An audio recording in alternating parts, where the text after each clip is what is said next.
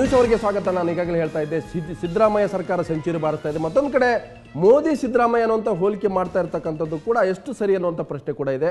ಅದು ಸರಿಯೋ ತಪ್ಪು ಅನ್ನೋದು ಚರ್ಚೆ ಮಾಡೋಣ. ನಮ್ಮ ಜೊತೆಗೆ ಈಗ ಮೂವರು ಗಣ್ಯರಿದೆ. ಮೊದಲಿಗೆ ಬಿಜೆಪಿಯ ಹಿರಿಯ ನಾಯಕರು, ವಿಧಾನ ಪರಿಷತ್ ಸದಸ್ಯರಾದಂಥ ಗೋಮುಸುಧನ್, ಹಾಗೆಯೇ ಕಾಂಗ್ರೆಸ್ ನಾಯಕರಂಥ ಮೋಟಮ್ಮೋರ್ ಇದ್ದಾರೆ, ಮತ್ತೊಬ್ಬರು JDS ಶಾಸಕರಾದಂಥ ಹಿರಿಯ ನಾಯಕರಂಥ ವೈಎಸ್ ದತ್ತ ಇದೆ. ಮೂರಿಗೂ ಕೂಡ ಕಾರ್ಯಕ್ರಮ ಸ್ವಾಗತ. ಮೊದಲಿಗೆ ಮಧುಸೂದನ್ ಕೇಳ್ತೀವಿ. ಮಧುಸೂದನ್, ಈ ಸರ್ಕಾರ 100 ದಿನ ಪೂರೈಸ್ತಾ ಇದೆ. ಇವತ್ತು ಚುನಾವಣೆ ಇದೆ, ಆ ಕಾರಣಕ್ಕಾಗಿ ಅವರು ಸಂಭ್ರಮ ಆಚರಿಸ್ತಾರೆ ಬಿಡ್ತಾರೆ, ಬೇರೆ ಪ್ರಶ್ನೆ. ಒಂದು ಸರ್ಕಾರ ಬಂದಿದೆ, ಇಂಥ ಸಂದರ್ಭದಲ್ಲಿ ತಪ್ಪು ಒಪ್ಪುಗಳು ಇದ್ದೇ ಇರುತ್ತೆ. ಈ ಸರ್ಕಾರದ ಸಾಧನೆ ತೃಪ್ತಿ ತಂದಿದೆ ಅನ್ನುವಂಥದ್ದು ಒಂದು ಭಾಗ. ಮತ್ತೊಂದು ಕಡೆ ಇದೇ ಯುದ್ಧದ ಅಖಾಡದಲ್ಲಿ ಮೋದಿ ನಮ್ಮ ಪಾಲಿನ ಸಿದ್ದರಾಮಯ್ಯ ಅನ್ನುವಂಥ ಮಾತನ್ನು ಹೇಳಿದ್ದಾನೆ. ಮೊದಲನೇದಾಗಿ ಇದು ಕೇವಲ 3 ತಿಂಗಳ ಒಂದು ಸರ್ಕಾರ.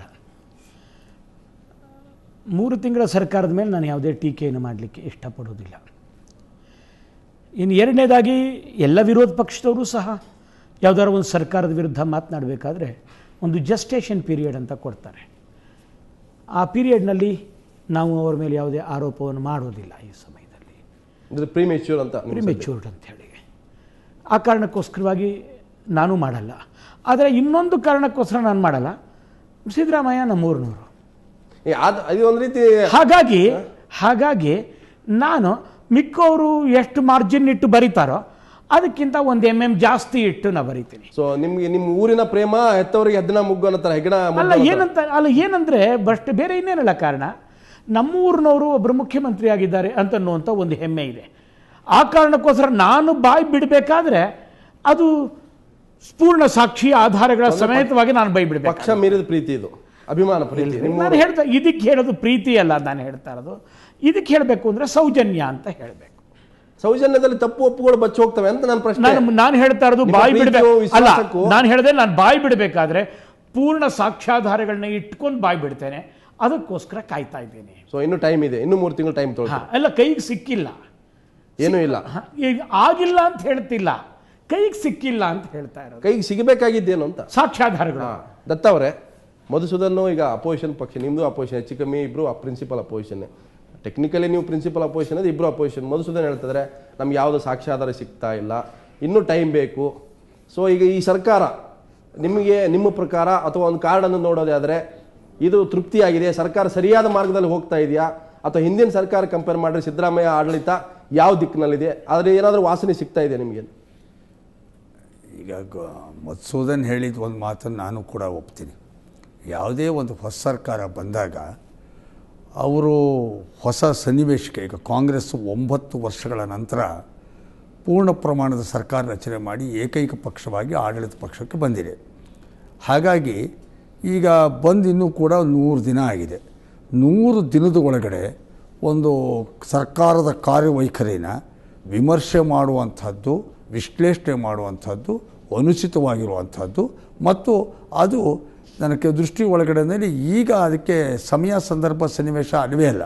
ಯಾಕೆಂದರೆ ಒಂದು ಸರ್ಕಾರ ಕಾಲು ಊರಕ್ಕೆ ನೆಲೆ ಕಟ್ಕೊಳ್ಳೋ, ಅನ್ನ ಬೆಂದಿದೆ ಅಂತ ನೋಡಕ್ಕೆ 100 ದಿನ ಸಾಕಾಗಲ್ಲ. ಇದು ಅನ್ನ ಬೆಂದಿಲ್ಲ.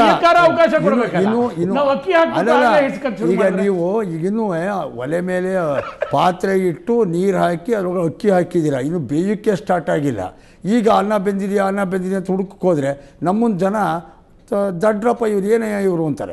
ಹಾಗಾಗಿ ನಮಗೂ ಕೂಡ ರಾಜಕೀಯವಾದ ಪಕ್ವತೆ ಇರುವಂಥವ್ರು, ಸೂಕ್ಷ್ಮತೆಗಳಿರುವಂಥವ್ರು ಮತ್ತು ವಿರೋಧಕ್ಕಾಗಿ ವಿರೋಧ ಮಾಡುತ್ತೀವಿ ಅನ್ನುವಂಥ ಮನಸ್ಥಿತಿಯವರಲ್ಲ ನಾವು.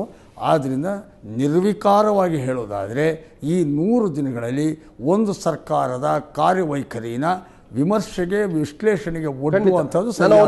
ಮಧುಸೂದನ್ ಮತ್ತು ನೀವು ಹೇಳಿದ್ದು ನಿಜಕ್ಕೂ ಕೂಡ. ಮೋಟಮ್ಮೋರೆ, ನಿಮ್ಮ ಸರ್ಕಾರ ಅಸ್ತಿತ್ವಕ್ಕೆ ಬಂತು, ಸಿದ್ದರಾಮಯ್ಯ ಒಬ್ಬರೇ ಪ್ರಮಾಣ ವಚನ ತಗೊಂಡು ಇನ್ನೇನು 1-2 ಗಂಟೆ ಒಳಗಡೆ 5,000 ರಿಂದ 6,000 ಕೋಟಿ ರೂಪಾಯಿ. ಆದರೆ ಒಂದು ಮಾತು ಹೇಳ್ಬಿಡ್ತೀನಿ ಮೋಟಮ್ಮ ಹೇಳೋಕೆ ಮುಂಚೆ. ಅದೇ ಮೋಟಮ್ಮ ಅವರು ಈಗೇನಾದ್ರೂ ನಮಗೆ ಗ್ರಾಸ ಒದಗಿಸಿದರೆ, ಈಗ ಅಲ್ಲ ಹೇಳ್ತೀನಿ, ನಾವೀಗ ಹೇಳ್ಬಿಟ್ಟು ಸುಮ್ಮನೆ ಆಗ್ಬಿಟ್ಟೆ, ವಿಮರ್ಶೆ ವಿಶ್ಲೇಷಣೆ ನಾವು ಮಾಡಲ್ಲಪ್ಪ ಅಂತ ನಾವು ಹೇಳಿದ್ವಿ. ಈಗ ಮೋಟಮ್ನವರು 100 ದಿನದಲ್ಲಿ ಅದ್ಭುತವಾದ ಸಾಧನೆ ಆಗಿದೆ ಅಂತ ಏನಾದ್ರು ವಿಶ್ವಾಸ ತೆಗೆದ್ರೆ ಆಗ ಅದ್ಭುತವೇ ಸಾಧಾರಣವೇ ಆಗ ಗ್ರಾಸ ಸಿಕ್ಕ ಮೇಲೆ ಮಾತಾಡ್ತೀವಿ. ಅಲ್ಲಲ್ಲ, ಅದು ಒಂದೇ ಅಲ್ಲ.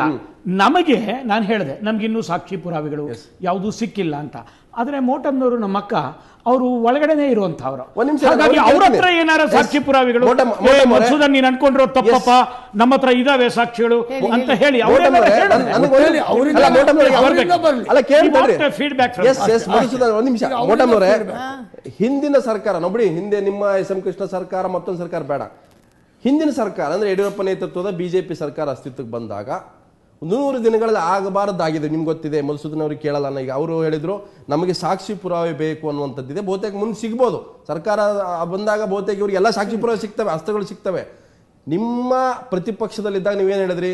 ಹಾವೇರಿ ಗೋಲಿಬಾರ್ ಆಯ್ತು, ಆಮೇಲೆ ರೆಡ್ಡಿಗಳು ಬಂಡೆದ್ರು, ಆಮೇಲೆ CMA ಒಂದ್ ರೀತಿ ಹೋಗಿ ಅಲ್ಲ ಹೆಚ್ಚು ಕಮ್ಮಿ ಅದೇ 100 ಮೊದಲನೇ ವರ್ಷದಲ್ಲಿ ಇಲ್ಲ, 3 ವರ್ಷ ಆದ್ಮೇಲಿಂದ ಅದೆಲ್ಲ ಇಲ್ಲ ಆರಂಭದಲ್ಲೇ ಆಗಿರೋದು, ಆರಂಭದಲ್ಲೇ ಆಗಿದೆ. ನಾನು 3 ವರ್ಷದ ನಂತರ ಆರಂಭದಲ್ಲೇ ನಿಮ್ಮ ಪ್ರಕಾರ ಇವತ್ತು ಈ ಸರ್ಕಾರದಲ್ಲಿ ಅನೇಕ ಯೋಜನೆಗಳು ತರಾತುರಿಯಲ್ಲಿ ಘೋಷಣೆ ಮಾಡಿದ್ರಿ, ಅನೇಕ ರೀತಿಯ ಸಮನ್ವಯತೆ ಕೊರತೆ ಇದೆ, ಸಮನ್ವಯ ಸಮಿತಿ ರಚನೆ ಆಗಬೇಕು ಅನ್ನುವಂಥ ಕೂಗಿದೆ. ಮತ್ತೊಂದು ಕಡೆ ಹೊರಗಿನವರು ಒಳಗಿನವರು ಅನ್ನುವಂಥ ಒಂದು ರೀತಿ ಕಡ್ಡಿ ಕೊರದಂಥ ಒಂದು ರೀತಿ ಡಿವಿಷನ್ ಇದೆ. ಸೊ ಹೀಗಿದ್ರೂ ಕೂಡ ಈ 100 ದಿನಗಳ ಸರ್ಕಾರ ಏನಿದೆ ಅದು ನಿಜಕ್ಕೂ ಕೂಡ ನಿಮಗೆ ತೃಪ್ತಿಯಾಗಿದೆ ಅಂತ ಒಂದು ಖಂಡಿತ ನನಗೆ ನಮ್ಮ ಮುಖ್ಯಮಂತ್ರಿಗಳ ಬಗ್ಗೆ ಸರ್ಕಾರ ನಡೀತಿರುವ ವೈಖರಿ ಬಗ್ಗೆ ಬಹಳ ಹೆಮ್ಮೆ ಅನ್ನಿಸ್ತದೆ. ಏಕೆಂದರೆ ಕಾಂಗ್ರೆಸ್ ಅಂದರೆ ಒಂದು ಕಮಿಟೆಡ್ ಪಾರ್ಟಿ ಅನ್ನೋದು, ಅದರಲ್ಲೂ ಪುವರ್ ಪೀಪಲ್ ಏನು ಪ್ರೋಗ್ರಾಮ್ಸ್ಗೆ ಅಂತ ಹೇಳಿ. ಹಾಗಾಗಿ ಮೊದಲನೇದಾಗಿ ಜನಸಾಮಾನ್ಯರಿಗೆ ಏನು ನಾವು ಪ್ರಾಮಿಸ್ ಮಾಡಿದ್ದೀವಿ, ನಾವು ನುಡಿದಂತೆ ನಡ್ಕೊಳ್ತೀವಿ. ಹಿಂದಿನ ಸರ್ಕಾರದ ಥರ ನಾವು ಹೇಳೋದೊಂದು ಮಾಡೋದಿಲ್ಲ. ತಕ್ಷಣ ನಿಮಗೆಲ್ಲ ಏನು ಕನಿಷ್ಠ ಕಾರ್ಯಕ್ರಮಗಳು, ನೀರು, ಸೂರು, ಬೆಳಕು ಮತ್ತು ₹1 kg ಅಕ್ಕಿ, ಇದನ್ನು ನಾವು ಜಾರಿ ಕೊಡ್ತೀವಿ ಅಂತ ಹೇಳಿ ಚುನಾವಣೆ ಸಂದರ್ಭದಲ್ಲಿ ನಾವು ಪ್ರಾಮಿಸ್ ಮಾಡಿದ್ವಿ. ಅದನ್ನು ಈಗಾಗಲೇ ನಾವು ಜಾರಿ ಕೊಟ್ಟಿದ್ದೇವೆ. ಮುಖ್ಯಮಂತ್ರಿಗಳ ತರಾತುರಿ ಏನಿಲ್ಲ, ಅದರಲ್ಲೇನು ಪ್ರಣಾಳಿಕೆಯಲ್ಲಿ ಇದ್ದಿದ್ದು. ಈಗ ಪ್ರಣಾಳಿಕೆಯಲ್ಲಿ ಇದ್ದಿದ್ದು ಘೋಷಣೆ ಮಾಡೋದ್ರಲ್ಲಿ ತರಾತುರಿ ಏನಿದೆ? ಕಂಪ್ಲೀಟ್ ಆಗಿಲ್ಲ ನಿಮ್ಮ ಸರ್ಕಾರ. ಅವಾಗಲೇ ಸಮನ್ವಯ ಬೇಕು, ಒಂದು ಪಕ್ಷ ಸರ್ಕಾರದ ಮಧ್ಯೆ ಇರಬೇಕು. ನಿಮ್ದೇನು 2 ಪಾರ್ಟಿ ಗೌರ್ಮೆಂಟ್ ಅಲ್ಲ, ಇದು ಸಮ್ಮಿಶ್ರ ಸರ್ಕಾರನೂ ಅಲ್ಲ. ನೀವೇನೇ ಸಮರ್ಥನೆ ಮಾಡ್ಕೋಬಹುದು. ಎಲ್ಲೋ ಒಂದು ಕಡೆ ಗ್ಯಾಪ್ ಆಗ್ತಾ ಇದೆ. ಸಿದ್ದರಾಮಯ್ಯನವರು ವ್ಯಕ್ತಿಯಾಗಿ ಹೋಗ್ತಾ ಇದ್ದಾರೆ ಒಂದು, ಮತ್ತೊಂದು ಕಡೆ ಎಲ್ಲೋ ಒಂದು ಕಡೆ ಅವರ ವ್ಯಕ್ತಿತ್ವವನ್ನ ಬಿಂಬಿಸಿಕೊಳ್ಳುವಂತ ಪ್ರಯತ್ನದಲ್ಲಿ ಬಹಳ ಓಡ್ತಾ ಇದ್ದಾರೆ ಅಂತ ಆರೋಪ ಇದೆ. ಅಂದ್ರೆ ಕಾಂಗ್ರೆಸ್ಗೆ ಅದೆಲ್ಲ ಸಹಿಸಲ್ಲ. ಅದು ನಿಮ್ಮೆಲ್ಲ ಮಾಧ್ಯಮದ ಸೃಷ್ಟಿ ಅಂತ ಮಾಧ್ಯಮದಲ್ಲಿ ಅನೇಕ ಜನ ನಮ್ಮ ನಾಯಕರು ಯಾರು ಹಾಗೆ ಹೇಳೇ ಇಲ್ಲ. ಆಯ್ತು, ಒಂದು ಒಪ್ಪಿದ್ರೆ ಕಾಂಗ್ರೆಸ್ಗಿಂತ ಯಾರು ದೊಡ್ಡವರಲ್ಲ. ಹೌದು, ಖಂಡಿತ.